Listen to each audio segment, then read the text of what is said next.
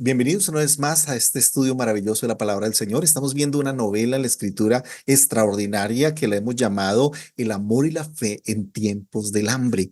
Esta novela es el libro de Ruth y vamos hoy en la tercera parte y vamos a descubrir cosas extraordinarias.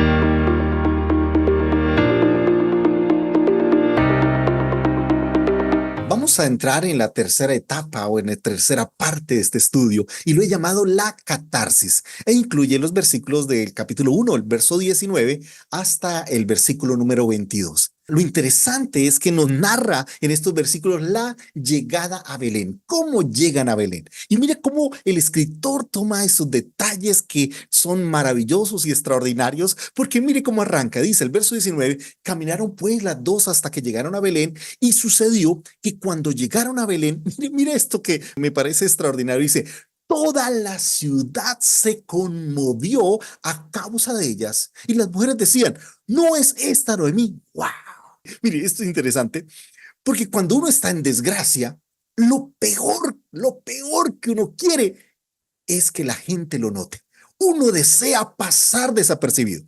Cuando tú estás en un lugar extraordinario, cuando estás en tus mejores momentos, ya sea porque te graduaste, ya sea porque estás en un viaje, ya sea porque compraste algo, no sé, una casa, un auto, wow, eso lo publicas y quieres que todo el mundo se entere que te casaste, que compraste, que alcanzaste, que lograste. Bueno, esa es la noticia que queremos publicar en todas las redes sociales. Pero lo interesante es que yo sé que todos no deseamos ser vistos en momentos de aflicción, en momentos de tristeza. Ahora, lo que llama la atención es que esta mujer llega a Belén y no pasa desapercibida. Dice, toda la ciudad se conmovió. Ahora, esa palabra conmover en hebreo es una palabra muy interesante. La palabra significa alborotar, conmover, estar en un estado de asombro. O sea, las personas quedan en shock, no entienden qué es lo que pasa. Están asombradas por las circunstancias y por tanto están haciéndose preguntas. Bueno, ¿no es esta Noemí? ¿Qué pasó contigo? A veces en la vida, ¿cómo nos sentimos cuando las personas notan las cosas que sufrimos? Sí, no sé si sufriste una decepción amorosa, no falta el que te recuerde. ¿Y qué pasó con esa relación? ¿Y qué pasó con esto, aquello? Y claro, son cosas que lastiman. Y estar dando explicaciones son terribles en nuestra vida. Yo recuerdo cuando era adolescente, que era muy flaquito, pero muy flaquito. Y eso que comía muchísimo, pero por favor, yo no engordaba, era tan flaco que no tenía dedo gordo. El tema es que todo el mundo siempre, oye, ¿cómo estás de flaco? ¿Cómo estás de acabado? Oye, ¿y tú crees que no lo he notado? ¿Tú crees que yo no tengo un espejo para verlo? Y no faltaba el que salía con su chiste, ¿no? Oye, lo veo como repuestico. Y yo decía, ay, gracias, por fin alguien que dice algo positivo. Y me decía, no, como repuestico de bicicleta. Y juá, juá, juá, juá. Ahora que no estoy flaco, sino estoy más bien pasadito de peso. La gente cree que uno no lo nota, que uno está gordo porque quiere estar gordo. Y todo el mundo, oye, está subiendo de peso, no, eso es preocupante, ten cuidado. Oye, ¿tú crees que uno no lo nota? Por eso, a veces, si hay algo difícil en la vida, es enfrentar tus fracasos en la boca de todo el mundo. Porque tal vez, así como hay personas que están para felicitarte, para animarte, hay tantas personas que están asombradas de tus cambios, de tus fracasos, de tus errores. Y estamos ahí expuestos a un mundo que mira las circunstancias. Ahora la pregunta es, ¿qué hacemos en esta realidad? Y yo creo que aquí hay algo interesante y es qué es lo que hace Noemí. Y esto lo he llamado la catarsis porque Noemí hace una catarsis de su amargura. Ahora, ¿cómo hace esa catarsis? En primer lugar, ella no se esconde. Ella no dice, no, tranquilo, no, me fue bien, yo vengo aquí de paseo, no, todo está bien, bendecido en victoria. Porque eso pasa y estamos muy llamados a aparentar. Alguien decía, al mal tiempo, buena cara. ¿Y qué es lo que nos está diciendo? Que tú tienes que ocultar tus tristezas, que tienes que aparentar que todo está bien. Ahora, los cristianos somos expertos en eso. Hay una canción antigua que decía, no puede estar triste un corazón que tiene a Cristo. Por favor, ¿cómo que no puede? Si el mismo Cristo lloró, si el mismo Cristo ahí en la oración del Getsemaní dice la escritura, dice, estoy triste hasta la muerte, dijo Jesús. O sea, la tristeza es parte de la vida. Los momentos difíciles y esas crisis que podemos vivir, por favor, Jesús dijo, en el mundo tendréis aflicción, pero se nos ha enseñado que yo tengo que estar siempre feliz, que yo tengo que estar siempre alegre, que tengo que llegar a la iglesia y poner cara como si nada estuviera pasando. Y por eso aquí esta mujer nos da una cátedra de lo que significa una verdadera vida. Porque yo sé, a todos nos incomodan las tragedias, a todos. Si tú miras cada persona que pasa al altar, ¿de qué da testimonio? ¿De que le fue bien? ¿De que consiguió un empleo? ¿Ha alcanzado alguna meta? Y celebramos y aplaudimos cómo se ha visto la victoria de Dios en la vida de tal hermano. Pero aquí hay una mujer que nos enseña que a veces necesitamos también hacer catarsis de nuestro dolor. En la palabra del Señor encontramos una palabra extraordinaria que se llama los lamentos. Sabes que hay muchos salmos que son lamentos. Es más, existe un libro que se llama como Lamentaciones y está ahí justo en la palabra de Dios. ¿Y qué son lamentos? Cuando el salmista dice, Señor, como el Salmo 22, ¿por qué me has desamparado? Señor, me siento solo, me siento angustiado, me siento deprimido. Wow, y son salmos, y son adoración a Dios, y están en la palabra de Dios. Es más, si tú miras el libro de Job, ¿qué hace Job todo el tiempo? Lamentarse, preguntarle, Señor, ¿por qué estoy viviendo esto? Pero yo sé, a veces como que no damos esa oportunidad a lamentarnos, no damos esa oportunidad a expresar nuestros sentimientos. Y por eso vemos esto como algo negativo. Pero en algo que me encanta de Noemí es que Noemí no esconde su amargura, sino la reconoce. Es más, no solo la reconoce, la manifiesta. Ella le dice, no me llaméis Noemí. ¡Wow! Ella misma cambia su nombre. Llamadme qué? Mara. ¿Y Mara qué significa? Amargura. Dice, porque el trato del Todopoderoso me ha llenado de amargura. Mire, esto es algo que necesitamos aprender, porque no nos damos la oportunidad a abrir nuestro corazón. Y la escritura dice, he aquí tú amas la verdad en lo íntimo. El Señor no está interesado que vengas hipócritamente delante de Él a decir que estás bien cuando estás mal. ¿Tú crees que Dios no conoce tu corazón? Si algo que Dios desea es tu sinceridad, que abras tu vida. Tú lees el libro de Job y mientras Job está expresando su dolor, lamentando lo que está pasando, ¿qué hacen los amigos de Job? Defender a Dios. Eso le dicen a Job, Job, mínimo eso es que tú pecaste, algo hiciste para que Dios te esté tratando de esa manera. Y Job le dice, bueno, dime qué hice de malo o qué hice tan grave como para que esté viviendo lo que estoy viviendo. Ahora, al final del libro, ¿cómo es que el Señor evalúa esos diálogos? ¿Qué dice el Señor? Esta frase es extraordinaria. Dice, nadie habló como mi siervo Job. ¿Qué nos enseña? Que el Señor ama que abramos nuestro corazón. El Señor no se escandaliza de nuestros lamentos. El Señor no se escandaliza de esas expresiones, porque mire cómo lo dice ella, me fui llena, pero vacía me ha hecho volver el Señor. ¿Por qué me llamáis Noemí? Ya que el Señor ha dado testimonio contra mí y el Todopoderoso me ha afligido. Wow, mire, yo sé que si hoy estuviera Noemí, la mandaríamos a callar. Noemí, cállate. Noemí, ¿qué haces hablando esa palabra? ¿Cómo te atreves a pararte en el altar y decir eso? Por favor, cállate, Noemí. Disciplina. Wow.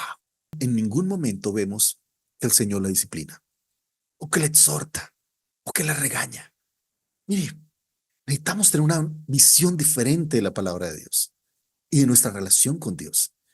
Yo les decía que alguna vez estudiando los salmos, que muchos salmos son de queja. Es más, la mayoría son de queja. Y no hay ningún problema. Dios no tiene problema con la queja. Como le digo, la queja llevada al lamento. Porque hay dos tipos de queja. Confundimos queja con murmuración. Murmuración es lo que yo digo de alguien detrás, a espaldas de la persona, que es algo que el Señor detesta y reprocha y condena. Todo lo que tú dices detrás. Por eso lastima cuando alguien, en vez de decírtelo personalmente, lo dice a espaldas tuyas. Y eso duele, porque uno dice, ¿por qué no me lo dice personalmente? ¿Qué es la queja que el Señor habla? Es la que tú haces delante de, cuando tú dices, oye, tengo esta observación, y el Señor no tiene problema con eso. Mire, lee el libro de Habacuc, el profeta Habacuc, primer capítulo, ¿qué hace? Quejarse. Dice, Señor, ¿cómo es posible que no hagas nada? Y el capítulo 2 dice, yo me quedaré esperando lo que el Señor va a responder en cuanto a mi queja. Y el Señor nunca reprende a su profeta. Todo lo contrario, le da una respuesta, así como a Job. Entonces, es importante tener ese espacio de lamento delante de Dios. Es importante tener esos espacios en el cual podemos venir a abrir nuestro corazón. El Señor no se impresiona de tu hipocresía. El Señor ama tu verdad, anhela que vengas con un corazón sincero, ama que tú abras tu corazón, que tú seas sincero con Él, que puedas expresar lo que hay en tu corazón. Dice, me fui llena, pero vacía me ha hecho volver el Señor. Y lo que aprendemos de ese lamento es que Dios no se escandaliza de nuestros lamentos. El Señor conoce nuestra realidad. Es más, anhela escucharnos y abrir nuestro corazón. Por eso, el tercer elemento es que ella, y esto es muy interesante, porque en medio de su lamento está reconociendo la presencia de Dios en su vida. Ella no dice, todo esto que ha pasado es mi culpa o es la culpa de mi esposo. No, no. Ella está haciendo algo interesante y yo sé, sonaría crítica, ¿ok? Nosotros podríamos criticarle, decirle, estás culpando a Dios. Pero en cierta manera, mira su teología, porque ella entiende que detrás de todas esas calamidades, detrás de todas esas tragedias está la mano de quién? De Dios. Y lo dice de manera interesante. Dice, el trato del Todopoderoso me ha llenado de amargura. Primero. Es más, verso 22 dice, el Señor ha dado testimonio contra mí y el Todopoderoso me ha afligido. Pero es interesante lo que está a la mitad. Porque mire lo que dice acá. Me ha hecho volver el Señor. ¡Wow! Como les dije, a veces no entendemos los lamentos. Y más allá de criticarlos, qué importante aprender de ellos. ¿Por qué? Porque ella está diciendo algo interesante. Yo les pregunto, si su esposo no muere, si sus hijos no mueren, ¿ella hubiese regresado? No. Ella entiende que esa calamidad que ella ha vivido ha sido parte del propósito de Dios para hacerla regresar. ¡Wow! Mire, Job decía algo que siempre me ha llamado la atención. Decía, ¿será que solo recibiremos el bien de Dios y no su disciplina? Es más, Hebreo decía, si soportamos la disciplina, Dios nos trata como a hijos. Y por eso nos invita a amar la disciplina. Y ella está entendiendo que detrás de toda esta tragedia está la acción de Dios para regresar, para que ella pueda regresar. Ella dice, el Señor es el que ha movido su mano. El Señor ha permitido esta amargura en mi alma. El Señor ha permitido que quede desamparada para hacerme volver. Es el Señor que me ha traído. ¡Wow! Mire, por favor, por favor.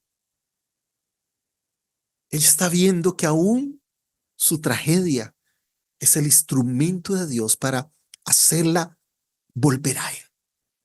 Y esto es extraordinario, por favor.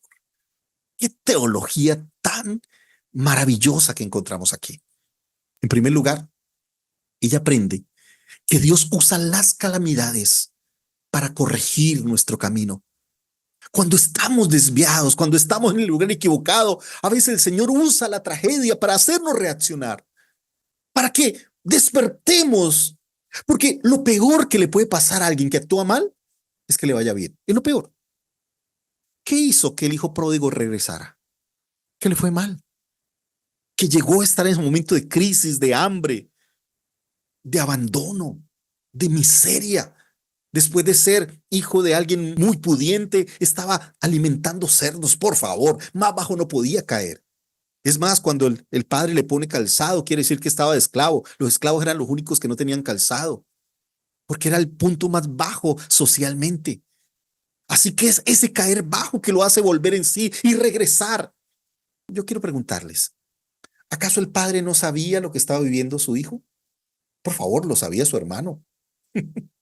¿Qué había pasado? ¿Con quién había estado? ¿En qué se había gastado el dinero? Lo sabía su hermano. ¿Será que el papá no sabía? Sí, tal vez no habría Facebook, pero había chisme. Y yo sé que el papá estaba enterado. Ahora, ¿pero qué pasa si el papá le manda un dinerito? Ay, voy a mandarle $1000 a mi hijo para que tenga algo de comer. ¿Qué pasa si él le manda dinero? Nunca regresa. Por eso el padre, con el dolor de su alma, con el dolor de su corazón, porque si hay algo que lastima el corazón de un padre, es ver sufrir a un hijo. Ahí sí, como decían las mamás, esto me duele más a mí que a ti. Pero a veces ese dolor es necesario para que reaccione. Por eso dice la palabra, el padre que ama, lo disciplina. Y aquí Noemí nos enseña que a veces Dios permite tragedias, permite fracasos en nuestra vida para hacernos regresar, para movernos, para decir, oye, despierta, estás mal, estás equivocado, estás perdido. Por eso lo mejor que te puede pasar a veces en la vida es una tragedia, porque es gracias a esa tragedia que has venido al Señor. No tenemos que reconocer que muchos han venido a Dios por una enfermedad, por un fracaso familiar, por un fracaso económico, sentimental, emocional. ¿No reconocemos eso? Mire, hay una frase interesante de C.S. Lewis. Él decía, el dolor insiste en ser atendido. En un libro que C.S. Lewis escribió que se llama Pedagogía del Dolor. Y él dice así, el dolor insiste en ser atendido. Dios nos susurra en nuestros placeres. También nos habla mediante nuestra conciencia, pero en cambio grita en nuestros dolores, que son el megáfono que él usa para hacer despertar a un mundo sordo.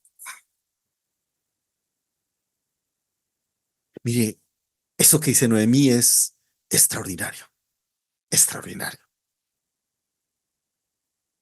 porque creo que el mejor testimonio es de pararnos adelante y decir, Señor, gracias por esa enfermedad,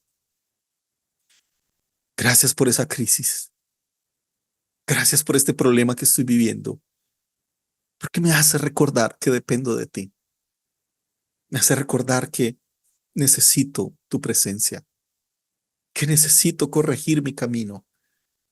Porque si tú ves a alguien que le va bien, ¿qué le dices? Felicitaciones. Oye, pon tu mano para que me contagies con esa unción. Pero si ves a algún pastor que está luchando en su economía, en su vida, ¿qué le dice? Ora, busca al Señor. Como si solamente debemos buscar cuando estamos mal. Y a veces lo peor que nos puede pasar es eso, ¿no? Que nos vaya bien. Porque dependemos de nuestra autosuficiencia, nuestro orgullo. Y cada vez que el Señor permite una crisis en mi vida, una crítica, un señalamiento, porque hasta el día de hoy siempre he tenido personas que no sé por qué les encanta buscar hacerme daño o herir mi corazón o algo así.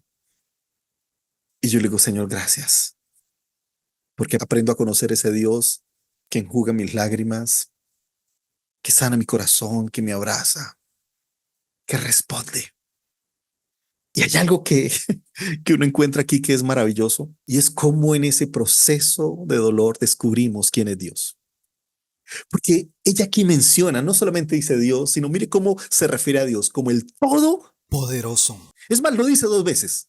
El trato del Todopoderoso, verso 20, verso 21, el Todopoderoso. ¡Wow!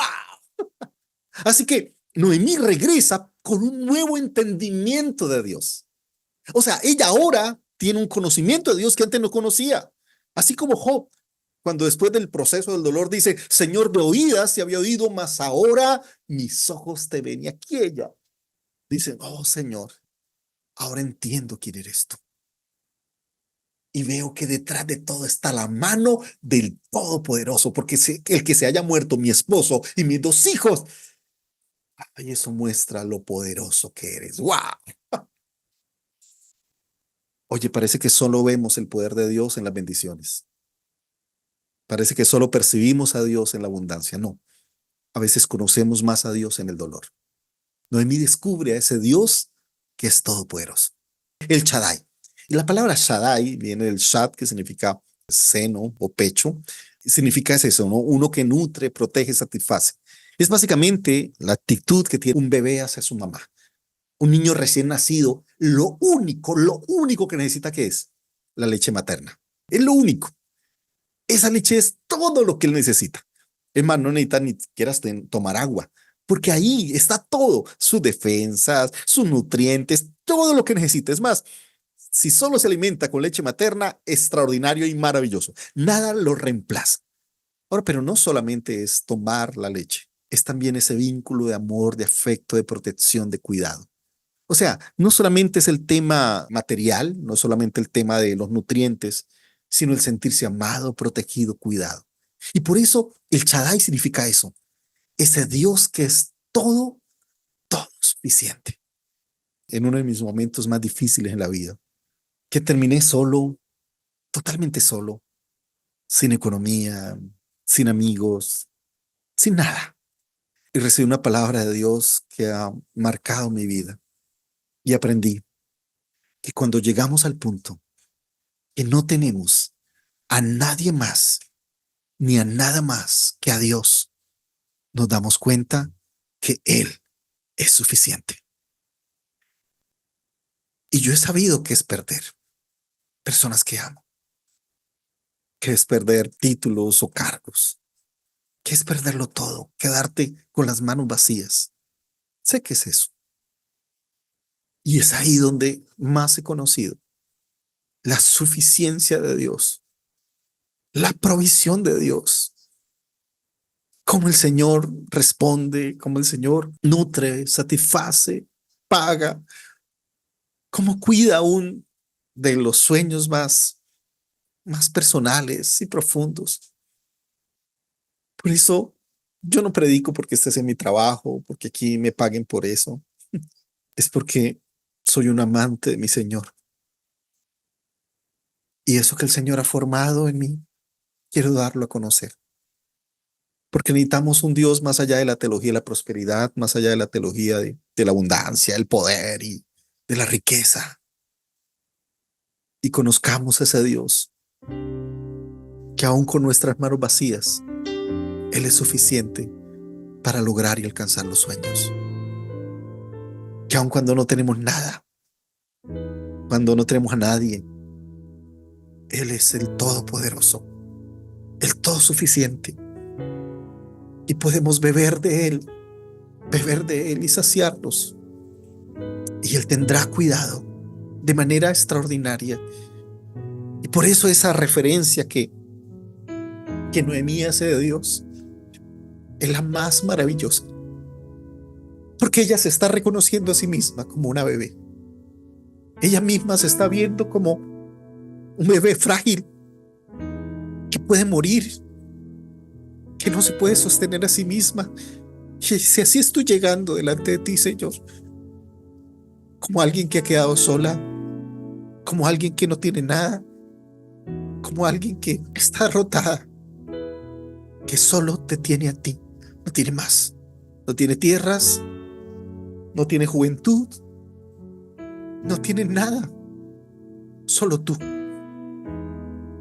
Y yo creo que necesitamos esa teología de hacer de Dios nuestro todo, de entender que Él es más que suficiente, de entender que cuando podemos venir a su presencia, podemos descubrir a ese Dios que llena cada necesidad, cada circunstancia, ese Dios que pelea por ti, ese Dios que en medio de la crítica, en medio del señalamiento, en medio del asombro de lo mal que estás, ese Dios que levanta tu cabeza y es tu gloria. Por eso necesitamos aprender a conocer a Dios. No desde la dimensión de la teología de la prosperidad que nos ha hecho tanto daño, sino a través de esta mujer que nos enseña cómo Dios es más que suficiente. Mire, esa palabra viene de Isaías 66:11 y está hablando ese Dios Shaddai. Dice, porque ustedes serán ¿qué? Amamantados y saciados. ¡Wow! Y hallarán consuelo en sus pechos y beberán hasta saciarse y se deleitarán en sus henchidos senos. ¡Wow! Esta palabra el Señor le envía a un pueblo de Israel que había terminado en el exilio y el Señor les dice, mira, tal vez no tienen nada, no hay muralla, no hay templo, no hay nada, pero vengan al Señor y Él se encargará de llenarlos. Como les dije, es en esos momentos de tragedia, de escasez, que encontramos ese Dios que es proveedor, ese Dios que suple nuestras necesidades. Y lo otro que descubre Noemí es ese Dios de los nuevos comienzos. Porque es muy significativo lo que ustedes también notaron en este texto. Verso 22 dice, llegaron a Belén, al que comienzo de la siega de la cebada. ¡Wow! Ay, ese Dios que trae nuevos comienzos para ti. Ese Dios de nuevos principios. Ese Dios que te dice, el que está en Cristo, nueva criatura es. Las cosas viejas pasaron y aquí todas son hechas nuevas. Qué bueno entender que en Dios siempre hay nuevos comienzos, que no importa la vida que hemos vivido, qué bueno que en Dios hay una nueva esperanza. El Señor nos da una nueva oportunidad y ese nuevo comienzo es tan hermoso para aquel que siente que ya no hay esperanza, que ya está condenado al fracaso. El Señor te dice, no, no, no, no, hay un nuevo comienzo para ti. Si tú vienes a Él, Dios puede abrir un nuevo camino, aún donde pienses que no hay, aún en medio del desierto, aún en medio de los mares, Dios abrirá camino. Qué lindo saber que Dios nos da esa esperanza para poder avanzar. Permítame hacer unas reflexiones de esta palabra. La primera es que fe sincera significa reconocer que tenemos aciertos y desaciertos. Fe significa sinceridad de nuestros aciertos y desaciertos. Fe también es aprender de nuestros errores, porque si regresamos sin reflexionar, si regresamos sin cambiar, hemos desperdiciado el dolor. Mire, si de esta pandemia tú sigues siendo el mismo, arrogante, orgulloso, prepotente, algo está mal, desperdiciaste una linda oportunidad para que Dios transforme nuestro corazón, para que nuestra vida sea renovada por el Señor. Por eso venir a Él significa eso, venir a ser transformados. Otra reflexión interesante es que fe significa regresar a lo más importante. ¿Y qué es lo más importante? Su presencia, no el pan. Por favor, deje de estar hablando un cristianismo que viene a Dios por lo que Él me da, por lo que Él me promete. Ven a Dios y encuentra tu milagro, encuentra tu prosperidad. Estás enfermo, ahí está tu sanidad. Estás pobre, ahí está tu riqueza. No, no, no, no, no, por favor. Necesitamos una fe que no busque el beneficio de Dios, sino al Dios del beneficio. El beneficio sea estar con Él, por favor. Que digamos, Señor, lo que me mueve a buscarte no es una promesa, no es un milagro, no es una dádiva, no, lo que me mueve eres tú. Necesitamos tener fe genuina en esa búsqueda de Dios, pero en esa búsqueda sincera, en esa búsqueda donde Dios sea el centro, donde Dios sea el objetivo por el cual vivimos, por el cual le buscamos. Por eso fe significa entender que lo más valioso que tú y yo podemos tener es su presencia. Ahora, es en este momento, en las calamidades, que descubrimos la presencia y el poder de Dios, que conocemos a Dios. Por eso las calamidades, y esta es una frase que quiero que te quede claro, son una oportunidad para conocer más a Dios. ¡Wow! Te lo pongo así de sencillo.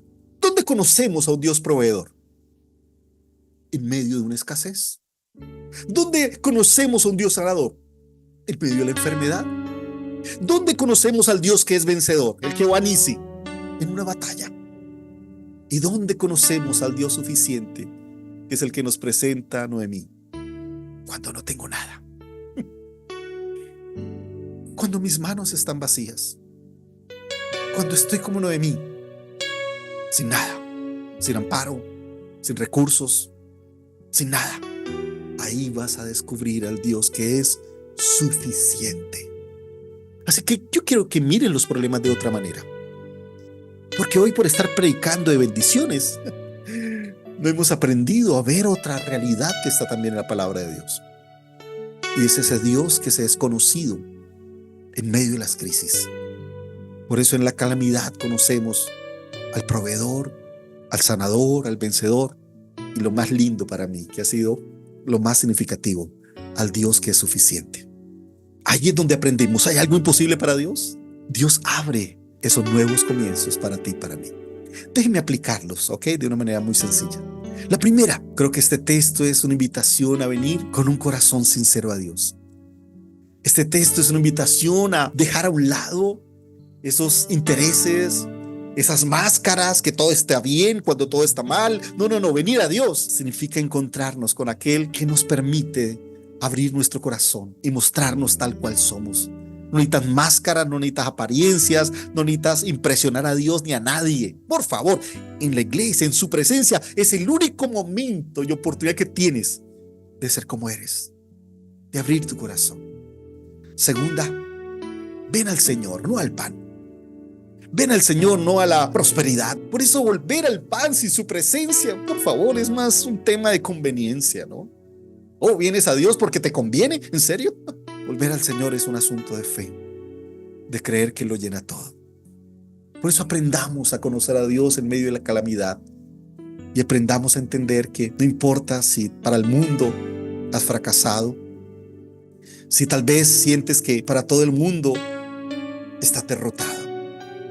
Lo importante no es lo que piensa el mundo. Lo importante es lo que Dios tiene para decirte.